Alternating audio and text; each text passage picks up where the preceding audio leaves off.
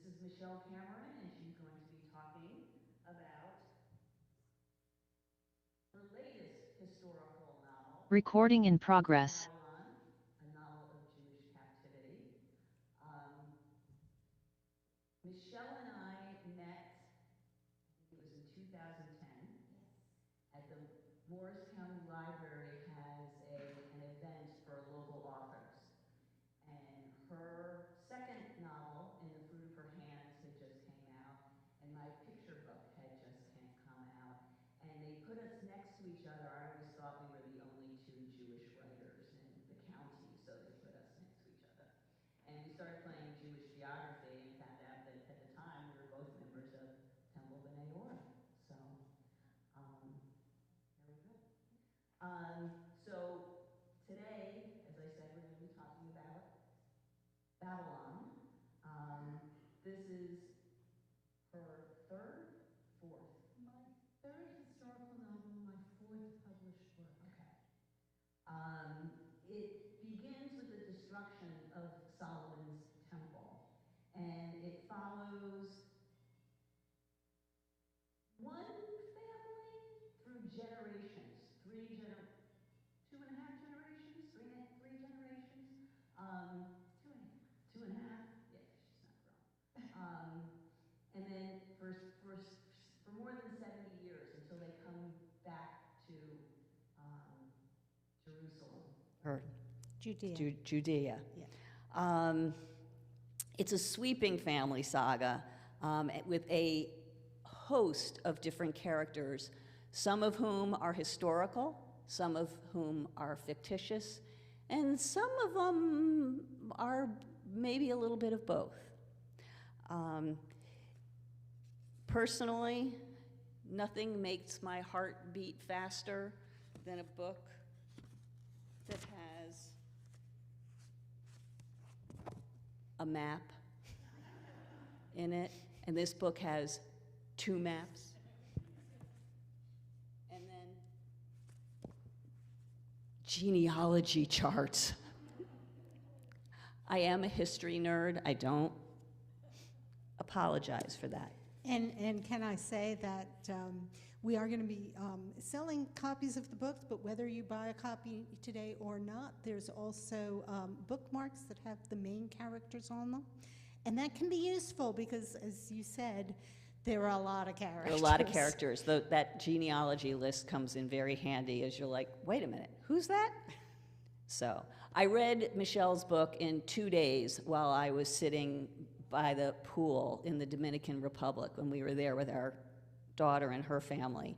And I kept my phone out because there were often things that I had to Google because this is a time period I know absolutely nothing about. And, well, it's really good.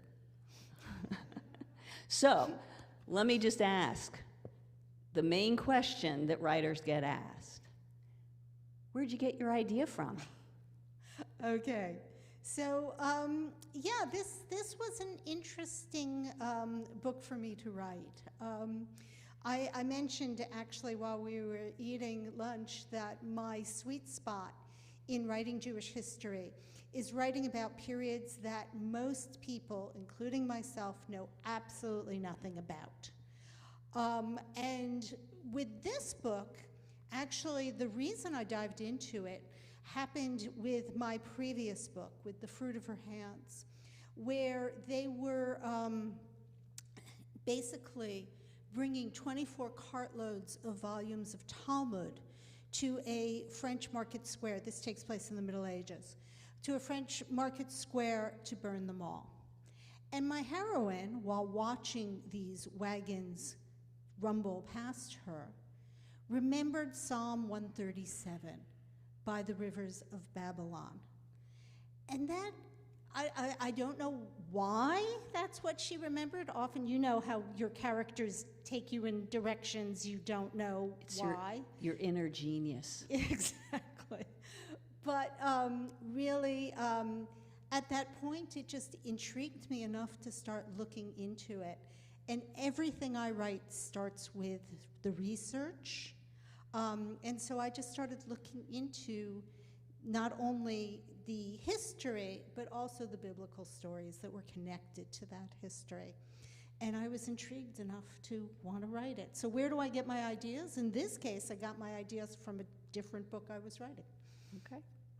So you already mentioned, my next question was, why Babylon? But you've answered. So, but we'll segue into research, because every historical novelist has to do a ton of research. But you made it even harder for yourself by researching a place that you can't even find pictures of it online. I mean, and there are no primary documents unless you happen to speak or read cuneiform. Yes, no, and I don't. Yeah. I don't. But yeah, no, my usual process is that I usually take about 3 months of intensive, day-by-day research. In this case, a lot of it took place, as I said, in the Tanakh. It also was through basic history books, as many as I could get a hold of. And what was really helpful is at that point in time, the Metropolitan Museum had an exhibition on Babylon and the empire.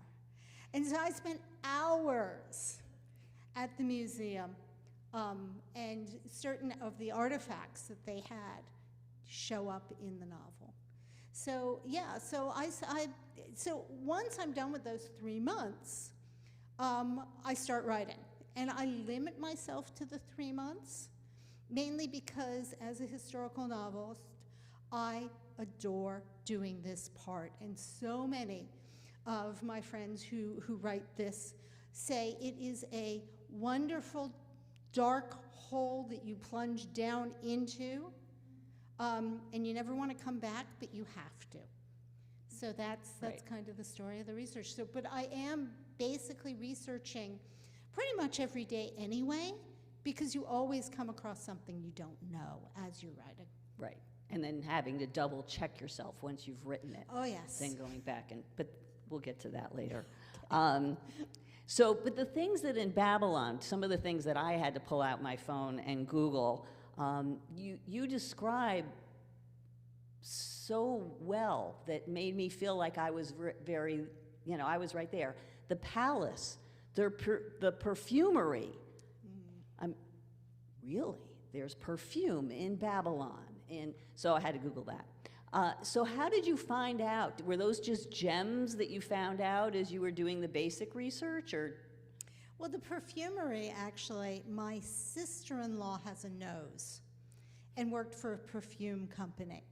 And so we were visiting one day, and I'm in her bathroom. And I don't know about the rest of you, but I have books in my bathroom too.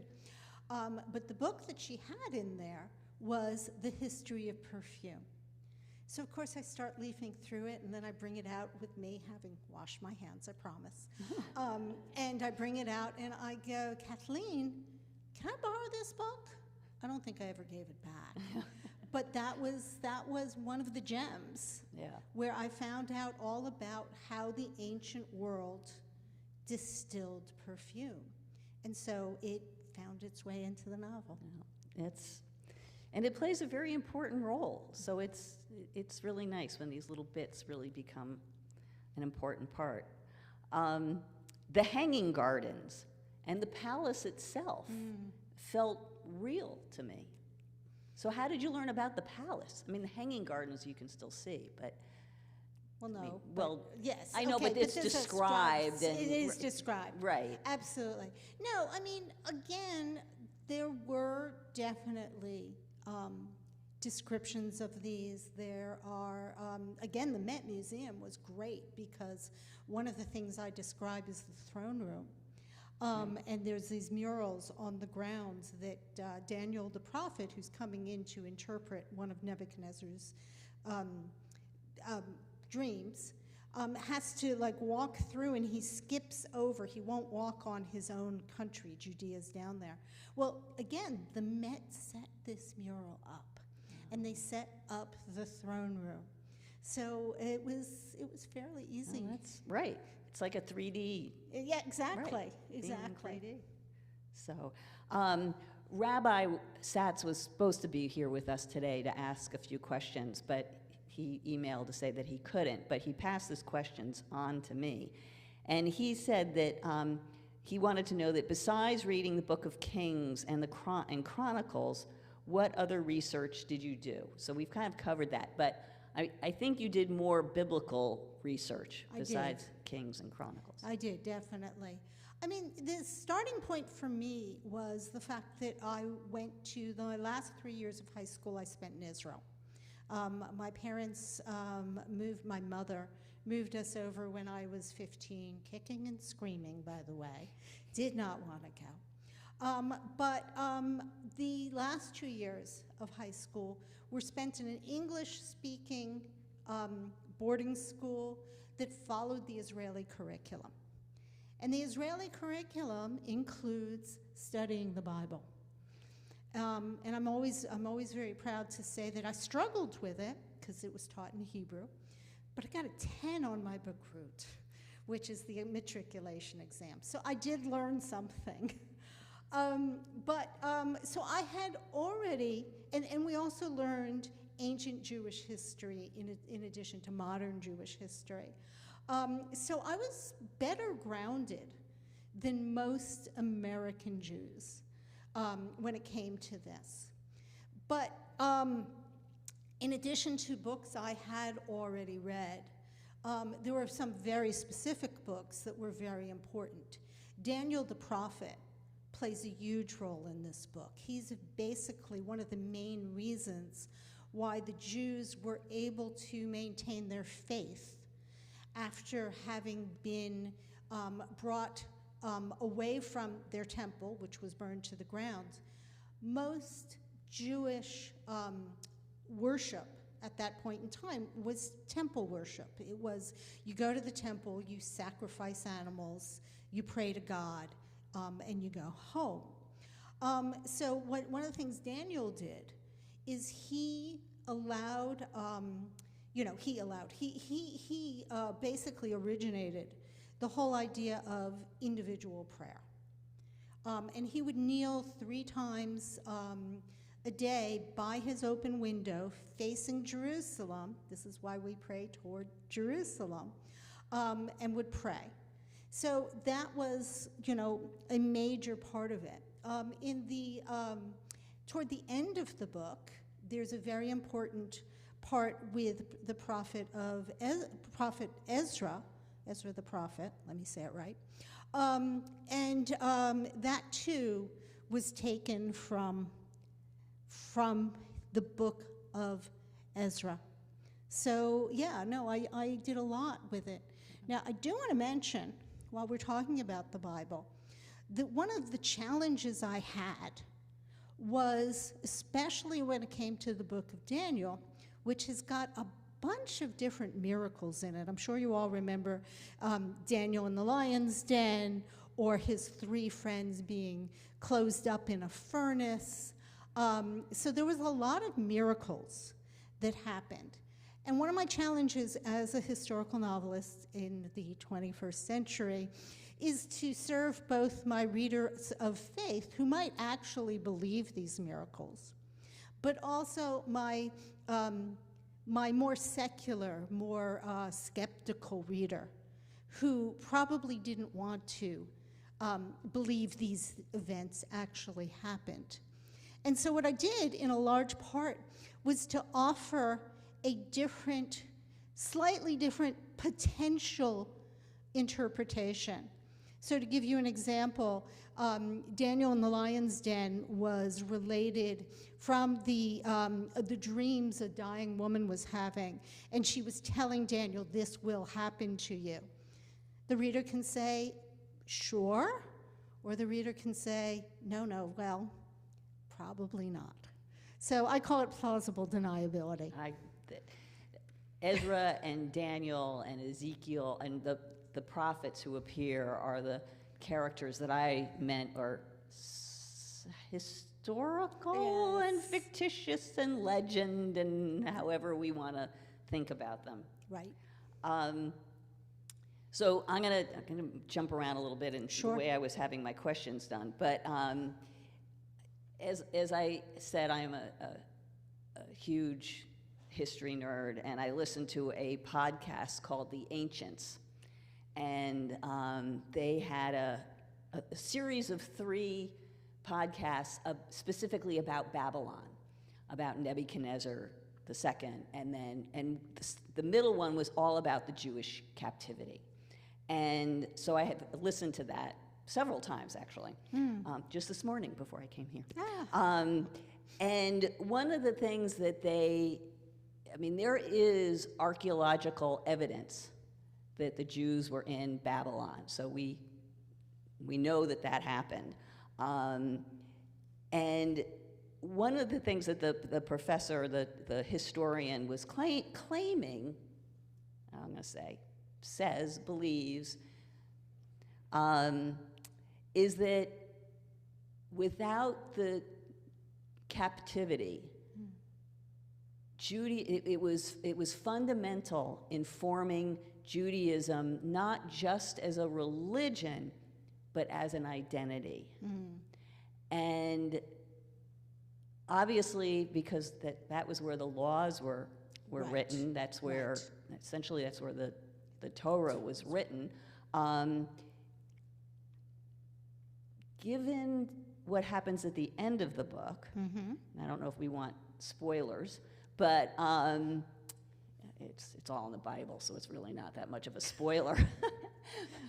What Ezra the prophet demands of the Israelis or the Jews once they are back in Jerusalem. You want me to pick it up? Yeah, I wasn't sure how much you wanted me to Okay. give away. All right. Yeah. Well, I mean, basically. Or what you think. Yeah, I mean, basically, and I only believe in spoilers up to a certain point because I find people don't remember what they've been spoiled often. So I'm gonna go ahead. So basically, what happens is Ezra, who was a scribe in Babylon, comes back to Judea, comes back to Jerusalem, and he's been given powers. He's been given authority to basically help the Judeans who were suffering at this point. Their walls had been raised around the city, so all of these foreigners had come into the city. The temple had not yet been fully completed. So he was given the authority to work on these problems. And one way he worked on these problems is he said, all right, all of you out there who have intermarried, who have taken Babylonian wives or Amorite wives or any of a number of peoples who they had intermixed with, you need to banish your non-Jewish wives and children. And I was reading it in the book of Ezra, and I'm like, what a creep. This is terrible. But the question that came to me at this point, and the question I hope readers will get from the book is, but is that why we've survived? So many of the ancient peoples did not survive, including the 10 lost tribes of the Israelites really did not survive. And, among the reasons I think we did was because, again, we sort of shifted our way of worship. Another reason is because the scribes did write down the stories for the Tanakh. But then, was this a third reason? Is it possible that because we sort of went, we banished the foreigners from our land, the non-Jews, is that the reason why we survived? Now, I still think it's a terrible thing to have done. I mean, he literally ripped families apart. But, the question's still out there. Um, yeah, assimilation and intermarriage is a huge part of the story. Right. In Babylon and then upon returning. So it's interesting, one of my favorite character in the story left instead of abiding by Ezra's rules. But it's an interesting, it's just a great thing to think about. Yeah, no, and oddly enough, it's something that has woven its way through pretty much all of my Jewish historical fiction. Is that whole idea of how far across the line do we assimilate versus how much do we adhere to our current traditions. So yeah, it is said that all writers just keep writing the same book thing. over and over and over again in different forms. It's true. Yeah. So tell us, I'm always fascinated in another writer's process. So once you get the idea, and once you've done the research, are you a pantser or an outliner?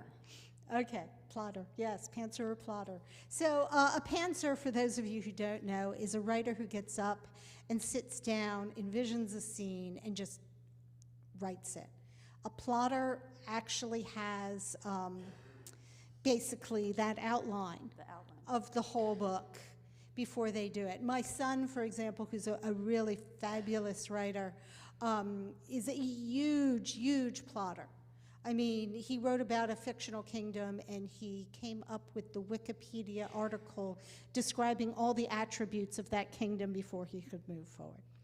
So Babylon was a slightly different process than most of mine. Mm-hmm. I mean, again, because I write historical fiction, most of the time what I do is I figure out the events that happened. So I'm sort of semi-plotter, semi-pantser, because then I'll know what has to happen. I have dates that things have to happen for, and I just, I will write, sit down and just figure out how I'm going to write that little portion of it. So half and half. Babylon was different. Babylon, first of all, I didn't have that overall scheme. I mean, I knew we were being exiled. I knew we were returning. But in between, I just sort of sat down and I wrote a piece here and a piece here and a piece here and a piece there. And eventually I had to sit down and put it all together. So you didn't write sequentially? I did not write sequentially. And I wrote, I mean, people have noticed, these are relatively short chapters, and they take place over 70 years. So, so there are a lot of holes that the reader has to fill in as they're writing it. It was, in a lot of ways, it was much closer to the verse novel, which is where I started my career, than any of the other books I've written. Well, yeah, each of the chapters pretty much covers, it's all written in third person. Yeah. And there's, you get inside your characters' heads, including even some pretty despicable ones. Oh, yeah. Those are the fun ones. Okay, so I was going to ask, how do you get inside the head of, some of them are pretty bad. Yeah. Yeah, no, it's true.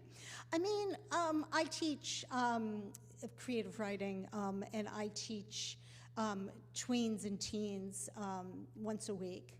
And one of the things that they look at me with these huge eyes, where I say to them, you have to be mean to your characters, and you have to let your characters be mean to other characters.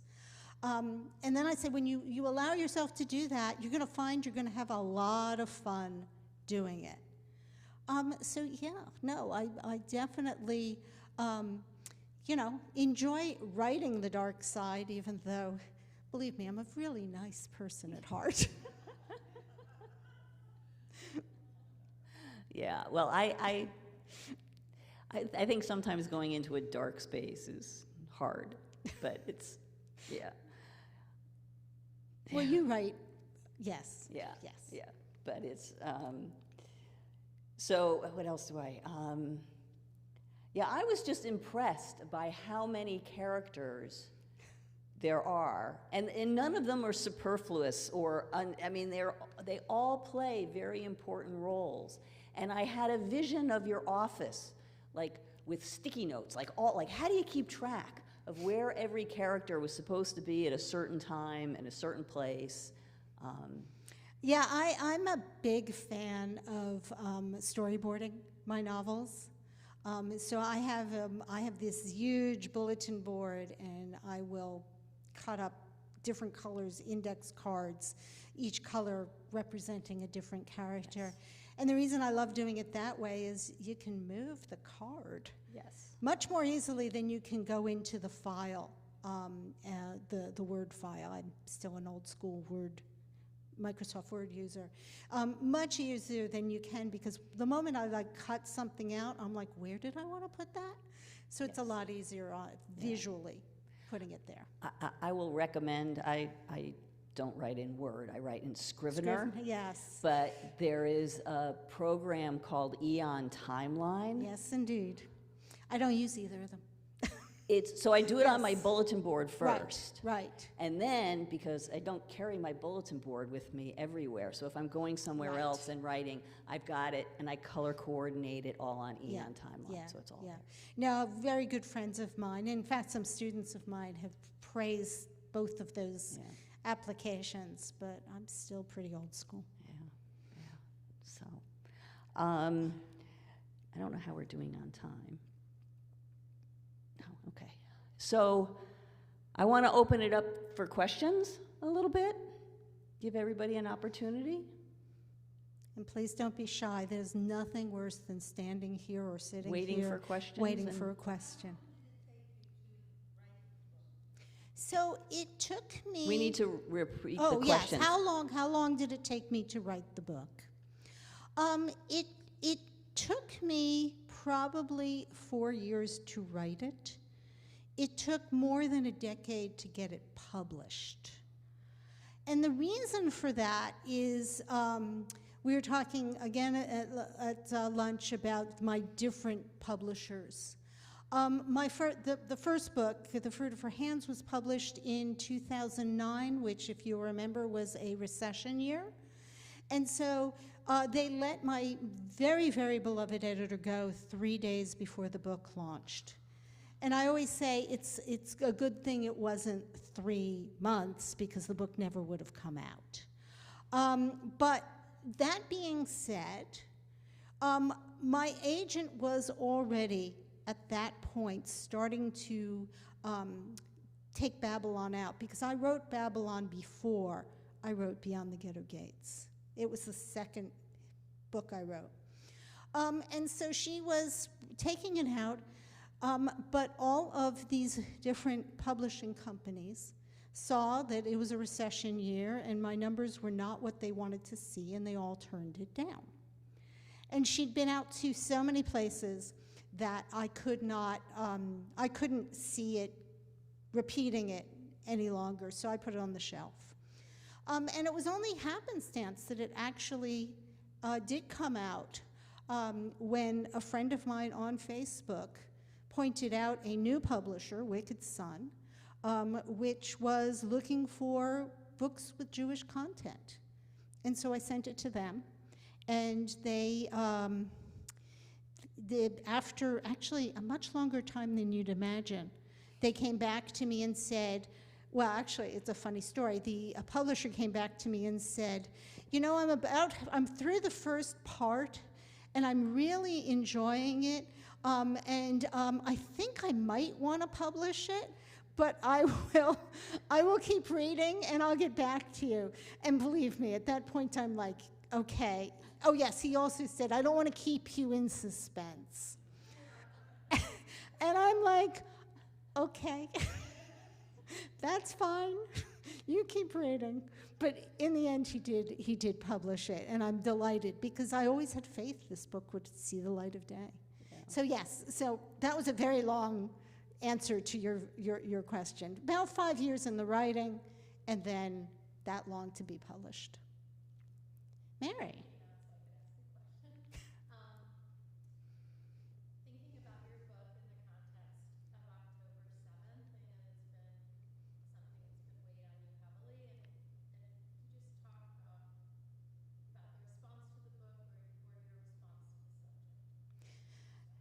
So, actually, we never did put this up. Can you hold that up for a second? So, after October 7th, I hated the cover of my book. I hated it. I mean, these are hostages basically being led away over the desert stands. Probably to the Babylon. world's first death march. Yeah, well, maybe. But in any case, the problem, obviously, is not just the cover, but also a novel of Jewish captivity. And readers have said to me, I've read your first, basically I think it's the first and the third chapter, and it just brought me closer to what happened on October the 7th, which, I don't know how, it's hard to know how to feel about that. It has had an effect. I will say, there have been a couple of places where I was due to go do a talk, and they basically said, yeah, we don't think this is the right time. And then, of course, my Jewish readers have picked it up and said, okay, I have a better, sort of more visceral understanding of it. But it's definitely been a hard time to be out there with this book, despite the fact that everyone says to me, but it's such a timely book. But we're dealing with some very, very hard realities. And I think that makes it hard. I think October 7th really affected the way the publishing industry is handling Yes. Jewish books right now. It absolutely is. I have someone that I follow online, a woman by the name of Erica Dreyfus. She has a 2-page document of all the literary places that are not accepting, certainly not accepting Israelis, certainly not accepting Zionists, and certainly shying away from Jewish writers right now. I have a friend who's a Jewish writer and a Jewish agent. She lives in Israel, and she represents several, Christians. She lives in Israel. She has Muslim writers, Yeah. and she's getting death threats, and people have dropped her as, they don't want to Work with her. work with her. Yeah, no, it's bad out there right now. It And- really is bad out there for the literary.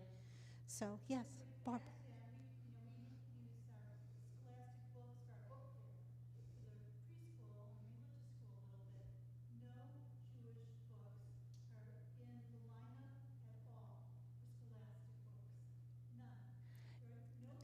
So let me just repeat repeat that. So Scholastic Books there are no Jewish books in the book fair for the preschool. I will add to that. Our daughter lives in D.C. Our kids are in the elementary school, and she was running a book fair for them. And the book fair, if you want what they call, I forget what the word is, like special books, anything on LGBTQ, anything on African Americans, anything on Jews, you have to specifically request those books, or Scholastic doesn't send them. Yeah. Yeah. Other questions? Yes.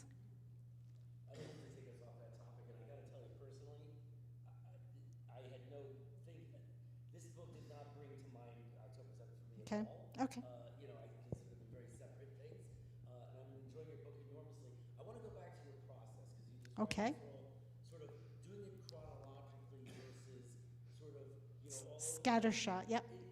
With your other books, did you tend to do it more sort of right then in the order in which the book was going to be Okay. read, or did you jump around? So the question is, with my other books, did I write them more chronologically, or did I do this sort of more scattershot approach to them? I wrote them more chronologically. Again, usually what I do is I create a timeline of the events, the world events usually, of the events that would affect my characters, and then things like, okay, this is how my characters reacted to them. So that's kind of my process of outlining, and then I write to that. But there's still always surprises in between, believe me. Yes? I haven't read your book, but I understand from what you said so far that it has a biblical background. Could you tell me what your succinct message is that you want to compel me to read your book? What are you trying to get across? So the question is, what is my succinct message? I appreciate that. Yes, that I'm trying to get across with this biblical book. And I think really, and this does make it timely, I think it's the whole idea of Jewish survival.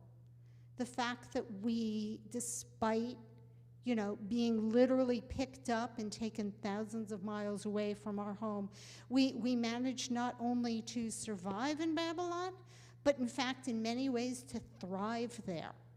And then we were able to take what we learned from that experience back to Judea with us when we returned. So, yeah, definitely survival. Yes, Barbara?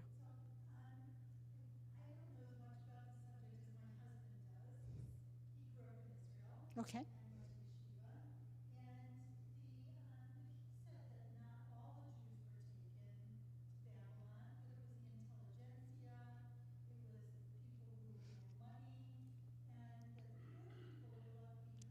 Yes.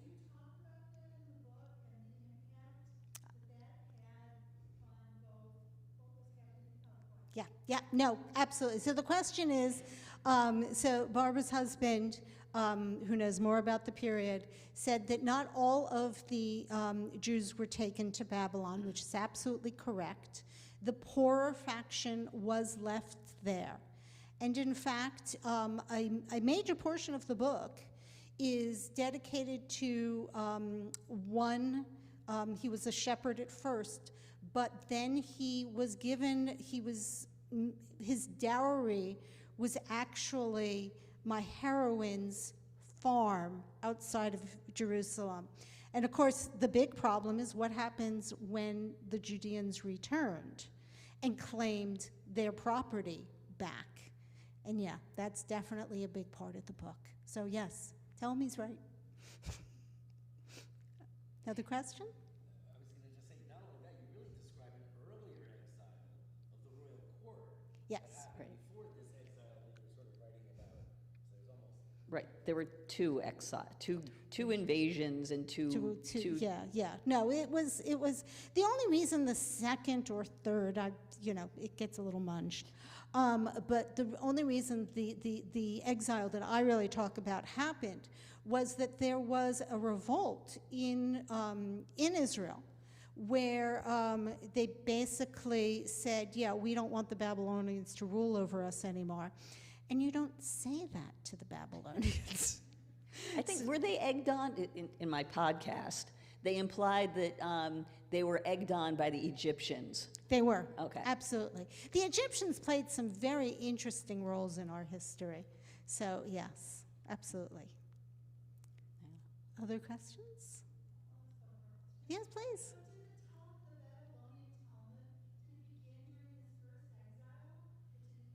It came later. So a lot of the Judeans who were in Babylon, and this again is part of the book, a lot of them decided to stay put. They were living really good lives in Babylon. Babylon, you have to understand, was the middle of the world, basically. It was the empire. It was very, very wealthy, and these people were living really good lives there. So they opted to stay there, and that's really where the Babylonian Talmud started, was by those who stayed behind. Anybody else? I'm going to jump in and ask, because I forgot to ask this. How do you revise? Yeah, a lot. Yeah. Yeah, I mean, this is what drives me crazy about my son, is that he'll finish a book. He's written like 3 novels at this point, maybe 4. And I say to him, okay, Alex, it's time to start revising. And he's like, yeah, maybe I'm going to write this now. But revision is just you have to do. There's a very famous quote, and I'm forgetting who said it, that the first draft is you putting the sand in the sandbox, and all the other drafts are you making the castles. Yeah. So, yeah, no. How do I revise? I do, I read it over and make corrections, and read it over and make corrections, and when I can't stand it anymore, I hand it off to beta readers who are fellow writers, and then I look at what they say, and then with this book, actually, at the very end, I worked with an editor for the book. But do you revise as you're going, or do you wait till you're done? My process is I get up, I sit down, and I read over what I've written the day before. That's what- and then I revise that lightly, and that Yes. propels me forward. Yes, okay. That's You what too? That's what I do too. Okay. And I have other friends who like, nope, I don't even look. I get down and I write and I go through the whole thing. And then I know a lot of people who throw that out completely Oh, and geez. start over again. Oh, God. Okay. So, Yes. Yeah. Yes. So you mentioned having an editor now several times, so I'm just curious about that process. Like, does an editor make significant changes? Do they suggest things that you then end up doing, or do they make small changes? So there's different types of editing. You know, I won't go into all of the types, but some are basically, okay, if you fix this in your structure, this would flow more, and you know.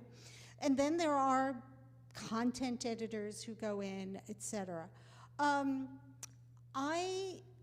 What I have to do, and I'm sure, again, you do this as well, is you have to say to yourself, once you get those changes, does this make sense? Is this going to work for me?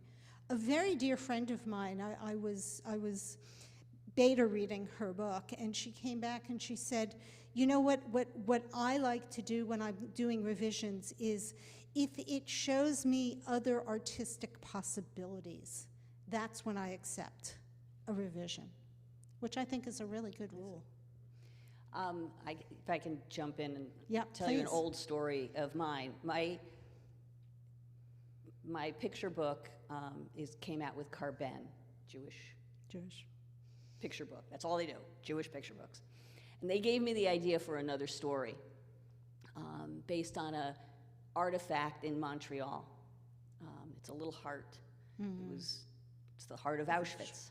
They wanted it as a picture book. Okay. It was about these women who worked in a munitions factory in Auschwitz. It was somebody's birthday. They made a heart. They hid it. The woman carried it on the death march. Still had it. It's now in the Montreal Holocaust Museum. They wanted this as a picture book. I did it.